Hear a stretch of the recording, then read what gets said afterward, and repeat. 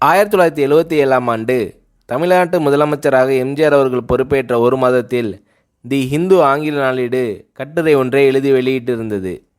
அதில் முதலமைச்சர் பதவி என்பது அதிகாரம் வாய்ந்தது அல்ல, அதிகாரமும் பணபலமும் உள்ள பலரை தினமும் சந்திக்க வேண்டிய ஓர் இடமே தவிர அதிகாரம் குவிந்துள்ள இடமல்ல என்று எம்ஜிஆர் கூறியிருப்பதை பார்த்தால் அவர் முதலமைச்சர் பதவி என்பது எவ்வளவு கடுமையானது என்பதை உணர்ந்திருக்கிறார் என்பதை தெளிவுபடுத்துகிறது. தம்மை முதலமைச்சர் பதவியில் அமர்த்திய மக்கள் சக்தியே தமக்கு எல்லாவிதமான எதிர்ப்புகளிலிருந்தும் கை கொடுக்கும் என்று எதிர்பார்க்கிறார். மக்களிடமிருந்து எந்த கருத்து வந்தாலும் அதை அவர் சீர்தூக்கி ஆராய்ந்து ஏற்பார் என்பது உறுதி. நல்ல உடல் ஆரோக்கியத்துடன் இருக்கும் எம்ஜிஆர் அவர்கள் உற்சாகத்துடன் ஏழை மக்களின் வாழ்வை முன்னேற்ற முடியும் என்ற நம்பிக்கையில் இருக்கிறார் என்று குறிப்பிடப்பட்டிருந்தது.